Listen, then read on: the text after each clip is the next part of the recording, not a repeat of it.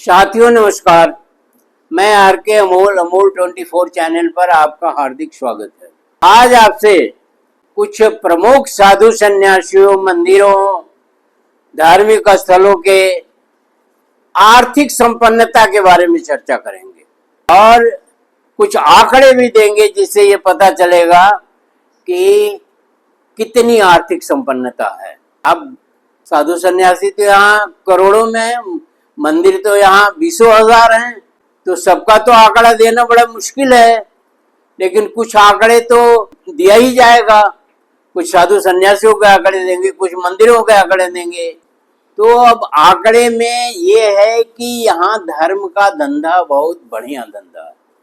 भारत में अगर कोई धंधा है तो वो धर्म का धंधा है। जिसे धर्म कहते हैं वास्तविक में वो धर्म नहीं है, लेकिन उसे धर्म कहते हैं। लोग कहते हैं, जनता कहती है, सरकार कहती है, साधु सन्यासी कहते हैं, धार्मिक लोग कहते हैं, मंदिर कहते हैं, जो भी कहते हैं, मतलब वो वही धर्म है। यहाँ कोई मानव धर्म से संबंधित नहीं है। अब एक सन्यासी हैं आसाराम बापू, जिन पर यौन शोषण के भी आरोप हैं, एक नहीं अनेक। और उन्होंने अपने बेटे को भी अपना असिस्टेंट बना रखा था, वो भी प्रवचन करता था, वो भी साधु था, यानी पूरा परिवार जो है वो उसी धंधे में लगा हुआ था। आसाराम बापू के बारे में दुनिया जानती है, आप भी जानते होंगे। एक प्रसिद्ध संत हैं जो 72 साल की उम्र में 15 साल की लड़की से इन्होंने बलात्कार किया था और जिसके तहत इनको जेल भी हुई थी।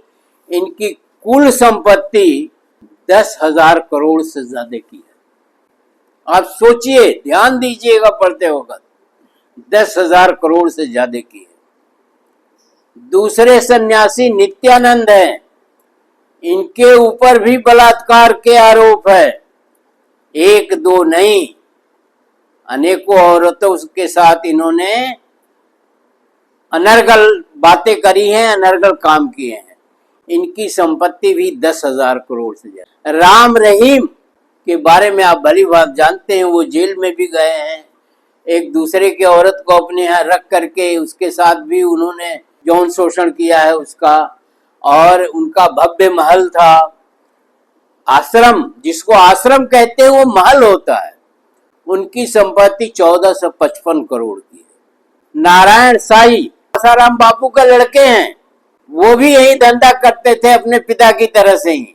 उनकी संपत्ति है 5,000 करोड़। चंद्रा स्वामी, आप नाम सुने होंगे, दाढ़ी वाड़ी बढ़ाए, जटा वटा रखे हुए, बाल वाल बढ़ाए, और ये बड़े बड़े राजनीतिज्ञों के गुरु थे और सलाह दिया करते थे। ये 5,000 करोड़ इनकी संपत्ति है। रामपाल बाबा का नाम आपने सुना होगा, जो ये नहीं खाइए वो नहीं खाइए, उनके बारे में भी आप भली बात जानते हैं। उनकी संपत्ति 200 करोड़ है। संतोष माधवन, ये भी एक सन्यासी हैं जिनकी संपत्ति 200 करोड़ है। प्रेमानंद जी जो वृंदावन में रहते हैं और बड़े अच्छे साधु माने जाते हैं, वो हेमा मालिनी को साड़ी या साल भेंट किए थे कुंभ मेले में, और इनकी बड़ी ख्याति है। ये भी कहते हैं कि 1% ही औरतें शुद्ध हैं, बाकी अशुद्ध है। इनकी संपत्ति है 150 करोड़। वीरेंद्र देव दीक्षित, ये भी एक साधु हैं, इनकी संपत्ति है 100 करोड़, जो ये भी साधुओं वाला ही काम करते हैं। छांगुर बाबा जो धर्मांतरण कराते हैं, और खूबी ये है कि धर्मांतरण का कानून जो नेताजी लेकर के आए, जो मुख्यमंत्री लेके आए, जो सन्यासी जोगी लेकर के आए, उन्हीं के राज में धर्मांतरण कानून बनने के बाद बड़े पैमाने पर धर्मांतरण हुआ। आपको एक आश्चर्यजनक चीजें मिलेंगी।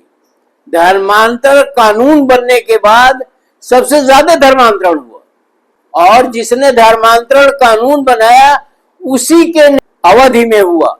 छागुर बाबा की संपत्ति 100 करोड़ से ज्यादा है। छागुर बाबा का कार्य क्षेत्र था श्रावस्ती, बहराइच, बलरामपुर, गोंडा इत्यादि।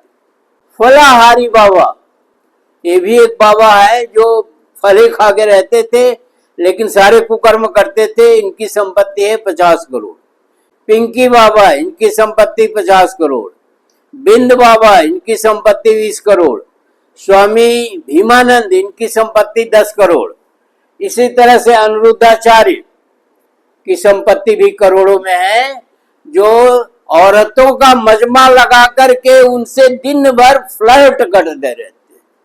आपका पति आपसे प्यार करता है कि नहीं, ठीक से प्यार करता है कि नहीं, आपको प्यार के तरह तरह की बातें करते रहते हैं, वृंदावन में ही रहते हैं और एक तरह से भोजनालय चलाते हैं औरतों के लिए। आगे इसके हैं हमारे श्री श्री 108 बागेश्वर सरकार चलाते हैं।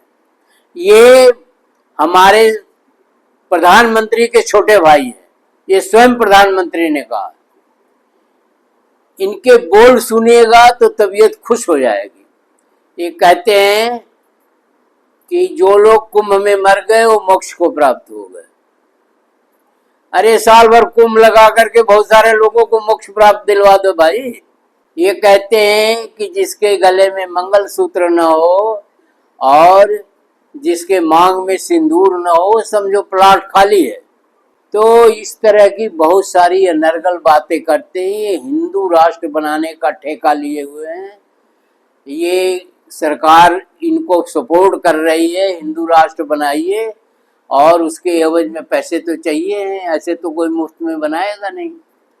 तो इस तरह से और भी अनेकों साधु हैं इस देश में। साईं बाबा झोला लेके घुमा करते थे और जो कोई कुछ दे जाता था वहीं खाते थे। उनका आलीशान मंदिर बना है और सारे देश से लोग वहां जाते हैं। वहां रोटियां बेलने की मशीन लगी हुई है, अच्छे अच्छे गेस्ट हाउस बने हुए हैं, लोग उसमें रहते हैं। मतलब इससे बढ़िया कोई धंधा नहीं। बड़े बड़े मंदिरों की बात छोड़ दीजिए, बड़े बड़े मंदिरों में तो करोड़ों का चढ़ावा चढ़ता है और उनकी संपत्ति तो एक स्टेट के बराबर है, ये एक स्टेट ही है।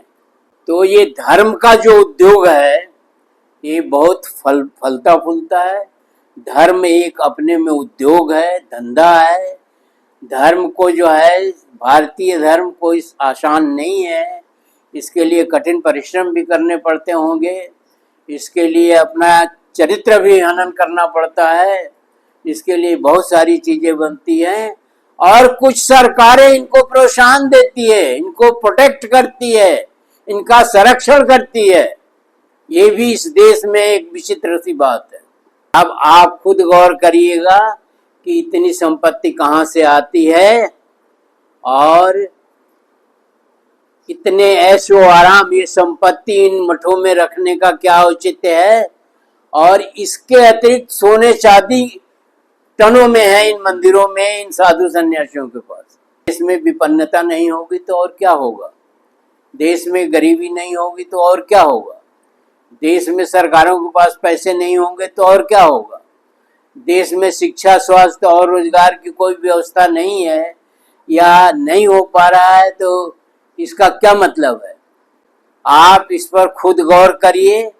मेरे गौर करने से नहीं होगा या कुछ लोगों के गौर करने से नहीं होगा। ये तो आंकड़े आपको दिए जा रहे हैं कि आप खुद इसका मनन करें, खुद सोचें, खुद समझें और परिणाम निकालें, एक रिजल्ट निकालें कि क्या करना चाहिए, क्या नहीं करना चाहिए, क्या हो रहा है। ये सदियों से हो रहा है और मेरा ख्याल है सदियों से हो रहा है और आगे भी होता रहेगा, ऐसा मेरा मानना है। क्योंकि न सरकारों का इस पर कोई ध्यान है, न जनता का ध्यान है। जनता भी उसकी चाशनी में, धर्म की चाशनी में डूबी हुई है। तो आप वीडियो पर गौर करिएगा, मनन करिएगा, ध्यान दीजिएगा। वीडियो बहुत मार्मिक है और देखिए कि लूट कहाँ हो रही है। सरकारें तो लूट रही हैं, सरकारें अहंकारी और निरंकुश हैं और ये धर्म भी अहंकारी और निरंकुश है। ये धर्म भी कोई आदमी की कीमत नहीं समझते। सामान्य आदमी, एक किसान का लड़का जो है खाने के लिए परेशान है, एक दलित का लड़का उसको पास रोजगार नहीं है, वो खाने के लिए परेशान है, एक पिछड़ा जो है वो अपने बच्चों को शिक्षित नहीं कर पा रहा है।